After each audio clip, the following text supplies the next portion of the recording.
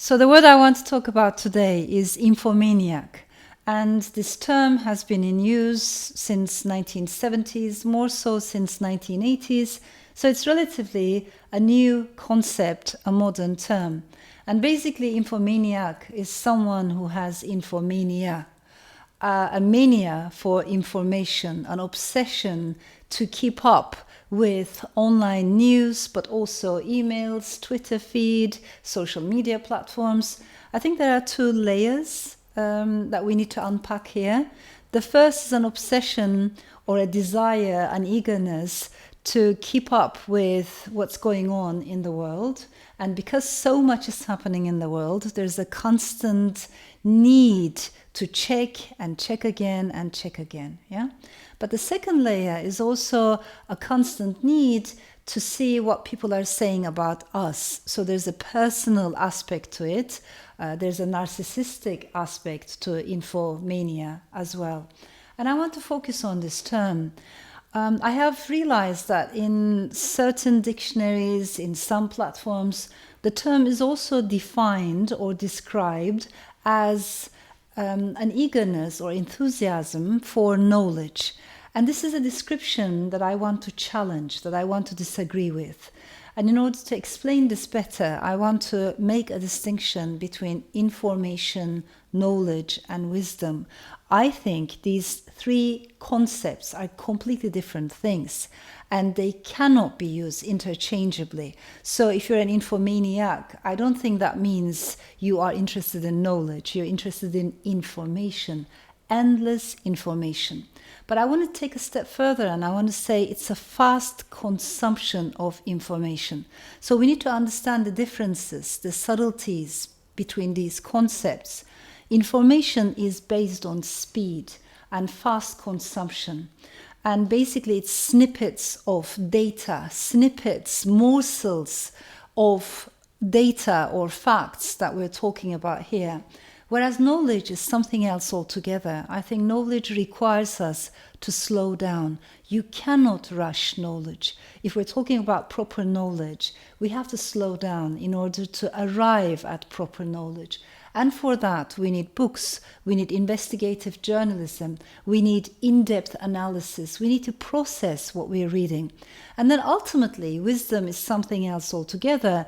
In my opinion, wisdom also requires not only IQ, not only intellectual commitment, but also emotional commitment, so emotional attachment. It needs or it requires empathy. So there has to be a connection not only from the mind, a cerebral connection, but also something much more emotional that comes from the heart. And the point I'm trying to make here is that being so obsessed with information is actually not helping us. And I believe it's an obstacle in front of true, proper knowledge. Because having snippets of information about this subject and that subject, knowing a little bit about everything, gives me the illusion that I know something about everything. But in actual fact, what we have forgotten is to say, I don't know. I'm still thinking, I'm still learning. I haven't made up my mind about this yet. And I believe to accept the things that we don't know much about is actually a good point to start with. That kind of humility, that kind of modesty of the mind, I believe is a very healthy thing, and it's something that we have lost in our infomaniac age. There's a philosopher, there's a political thinker and cultural theorist that I want to talk about, especially in this context, because I find his work so important and inspiring and interdisciplinary in a very creative way, and that is the South Korea-born German philosopher Byung-Chul Han. He writes in German and moves across disciplines, especially this book, The Burnout Society, I find quite important. He talks about the toll that it takes, living in a society as ours, being constantly in need of keeping up with information. And there's a point in this book in which he says that the society of achievement and activeness goes hand in hand with this excessive tiredness and exhaustion and fatigue. So the fatigue that I'm talking about, being tired of the speed of things, of the need to keep up with things, is actually not the opposite of infomania. It's something that very much goes hand in hand with. There's a moment in which he talks about how the smartphone has become our rosary in a way. And every time we like something, it's our digital prayer. But instead of seeking forgiveness, perhaps, we are seeking attention, in this world of fast consumption of information. So there are studies, again, that show that this has a cost for the brain too, because you are diminishing the nutrients, the energy that the brain needs. In other words, it is not the most effective thing.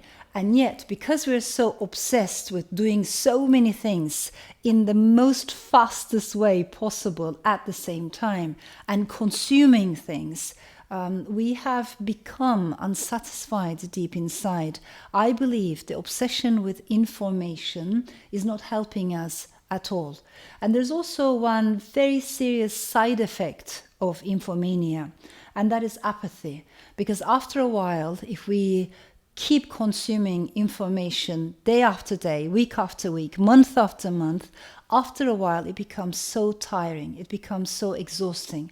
And no wonder then that so many people complain about fatigue, about information fatigue, which actually is not the opposite of infomania, in my opinion. It just something that goes hand in hand with infomania, because that mental exhaustion, mental fatigue is at the core of it, because we can never keep up with it. So this fear of missing out is endless. No matter how fast we chase the news will always be faster than us. There's no end to this. And therefore, I think we need to change the whole structure. Apathy is dangerous. It cannot be the solution to infomania. To become disinterested, disconnected, indifferent, desensitized, almost numb inside, to withdraw from just everything and say, what, I don't want to hear about the news anymore, cannot be the antidote or the solution to infomania. In my opinion, the real solution to all these problems of infomania that we're all suffering from is to focus on knowledge and wisdom instead of information. Let us not fetishize information. Let us not romanticize information. And let us be okay with slowing down. We do not have to rush.